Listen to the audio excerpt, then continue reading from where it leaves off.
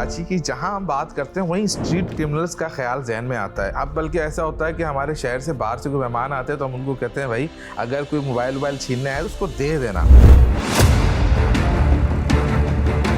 क्यों कराची जैसे metropolitan city में क्राइम रेट कंट्रोल नहीं हो रहा? आप लोग गिरफ्तारियां भी करते हैं, पकड़ते हैं, मुकाबले में मारे भी जाते हैं, वो अदालतों से क्यों छूट रहे हैं? आपने मेरा मुल्जिम पकड़ लिया, यही था, इसी ने मेरे से ये वारदात की है। मेरा पर्स, मेरे पैसे, मेरा लैपटॉप, मेरी चीजें 100% रिकवरी के साथ। बोलता था फिर भी जाके मैं कोर्ट में ये नहीं कहूँगा, क्योंकि मैं कोर्ट में जब जाके कहूँगा मुझे बार बार कोर्ट बुलाएगी और वो जाके कोर्ट में जाके ये कह देते हैं कि मैं नहीं जानता इसको।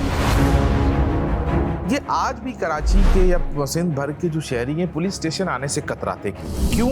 पुलिस स्टेशंस में उनकी जो फर्स्ट इंफॉर्मेशन रिपोर्ट जो उनका हक है उसको दर्ज करने में हीले बहाने तलाश किए जाते हैं। पुलिस के महकमे में इसके बेहतरी लाने के लिए क्या इकदाम कर रहे हैं? जो इश्यूज आप बता रहे हैं वो इश्यूज अब पुराने हो गए। अगर किसी के घर में डकैती हो जाती है, किसी की मोटरसाइकिल चोरी हो जाती है, किसी के साथ स्नैचिंग हो जाती है, अगर आपने वो FIR नहीं की उसके ऊपर आप सस्पेंड होना शुरू हो गए SHO। ये जो FIR नहीं करेगा वो सस्पेंड हो जाएगा। पहले आपको याद होगा वो मोटरसाइकिल चोरी हो जाती थी तो वो पुलिस वाले उसको कच्ची पर्ची देते। अब अगर उसने FIR नहीं की और अगर किसी के पास से कच्ची पर्ची निकल आई किसी कंप्लेनेंट के पास तो वो SHO सस्पेंड हो जाएगा।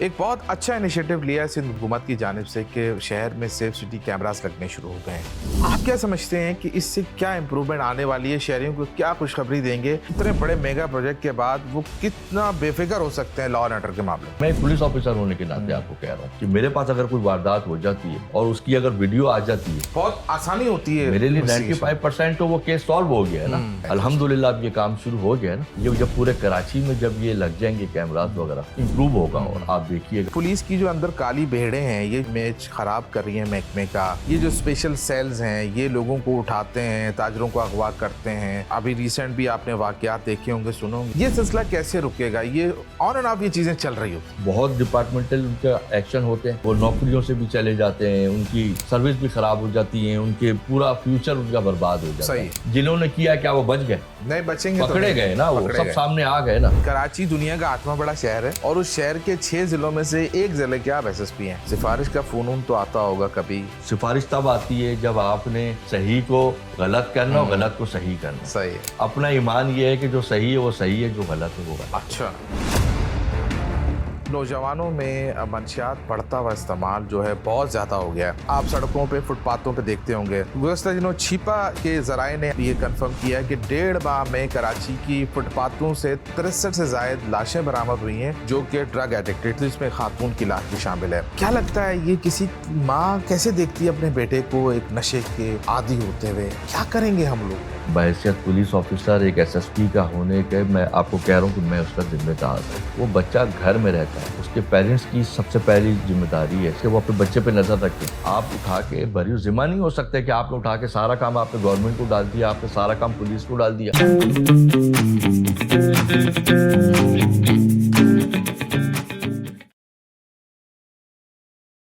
बिस्मिल्लाहिर्रहमानिर्रहीम, अस्सलाम वालेकुम। आप KNN पॉडकास्ट देख रहे हैं, मैं नवाज़िश अली हूँ। आज मेरे जो इतराफ़ का माहौल आप देख रहे हैं थोड़ा सा तब्दील नज़र आ रहा है, क्योंकि आज हम मौजूद हैं कराची के एक ऐसे ज़िले के SSP साहब के दफ्तर में जो कि एक बहुत अरसे से सिंध पुलिस की मुख्तलिफ़ पोस्टिंगों पर ख़िदमत सरअंजाम दे चुके हैं।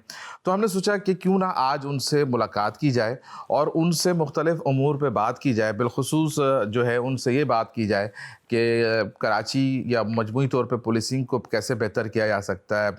बहुत सारे नौजवान CSS करना चाहते हैं, इंटरेस्ट रखते हैं, कैसे इस इम्तिहान की तैयारी की जाए और उनसे भी पूछा जाए कि वो कैसे इस शोबे में आए। तो मेरे साथ मौजूद हैं आज मेरे मेहमान के तौर पे SSP सिटी जनाब आरिफ अजीज़ साहब। अस्सलाम वालेकुम। वालेकुम। बहुत शुक्रिया आपने वक्त दिया। हम अपने इस प्लेटफॉर्म पे कोशिश करते हैं कि मुख्तलिफ़ शोबा हाय ज़िंदगी की शख्सियात को मदऊ करें और उनसे उनकी जो मुतल्लिका जो फील्ड हैं उसके हवाले से गुफ्तगू करें। तो आपका बहुत शुक्रिया। सबसे पहले ये बताइएगा कि आपने इब्तदाई तालीम कहाँ से हासिल की और फिर उसके बाद ऐसा क्या हुआ जिसकी वजह से आपने सोचा कि जी मुकाबले का इम्तिहान देना है? ये तो बहुत कठिन मामला होता है और यहाँ तक तो हर कोई पहुँच नहीं पाता। कैसे हुआ इस सिलसिला? बिस्मिल्लाहिर्रहमानिर्रहीम। सबसे पहले तो आपका शुक्रिया कि आप आए और आपने कुछ चीज़ों को डिस्कस करने को कहा, वो हम ज़रूर करेंगे। फर्स्ट ऑफ ऑल मैंने इब्तिदाई तालीम मेरी सारी कराची की ही है ठीक है। और शमशी सोसाइटी मॉडल स्कूल हमारा था। कुल्सुम वलीका से मैंने ओके। अपनी एजुकेशन ली। फिर मैं यूक्रेन चला गया पढ़ने के लिए। अच्छा। फिर मैंने वहाँ से इंजीनियरिंग की।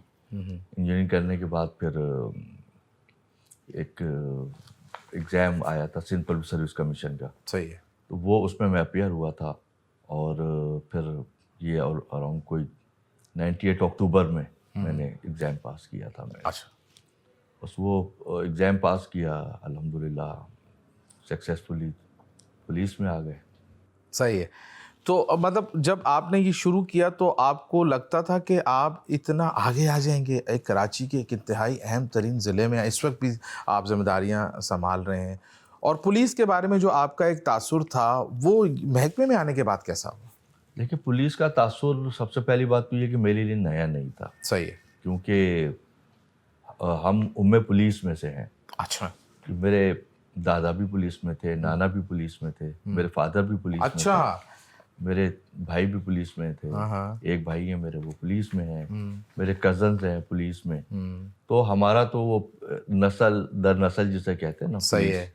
तो पुलिस को हम मेरे लिए कोई नई चीज़ नहीं थी। ठीक है। वो कि हमें बच्चे थे तो हमें इन सारी चीज़ों का इतना नहीं पता होता था, क्योंकि हमारे घर का जो एक माहौल था, वो हमारे जो वालिद साहब वो कहते थे कि जो नौकरी है वो घर से बाहर छोड़ के आओ। अच्छा। इवन कि हम उनके होते हुए जब वो पुलिस पे थे तब भी मैं पुलिस में आ पुलिस गया की था। नौकरी तो 24 घंटे की है। 24 घंटे की है, मगर वो ये कहते थे कि फैमिली में जब बैठे हो तो फिर ऑफिशियली कोई बात नहीं होनी चाहिए, घर है तो घर वाली बात। तो हमें इतना सारी चीज़ों की अवेयरनेस नहीं होती थी, मगर पुलिस नई नहीं थी हमारे लिए। चीज़ों को हम समझते थे, देखा हुआ था। ठीक है। तो इस तरह से जहाँ तक बात है कि यहाँ तक कैसे आ जाना, शुरुआत थोड़ी मुश्किल थी और कठिन रही सारी चीज़ें, बहुत ज़्यादा मुश्किलात सामने आई, बहुत अपने आप को प्रूफ करने में चीज़ों को जो है ना वो बड़ा टाइम लगा। फिर तकरीबन जब एसपी प्रमोट हुए, मैं 2013 में मैं प्रमोट हुआ। जब मेरी प्रमोशन हुई फिर अपने आप को प्रूफ करने का और ज़्यादा मौका मिला। ठीक है।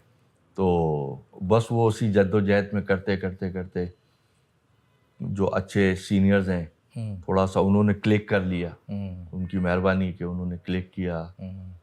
फिर वही हमारे लिए फाइट करते थे, सिफारिश करते थे कि अच्छा ऑफिसर है, मुझे चाहिए।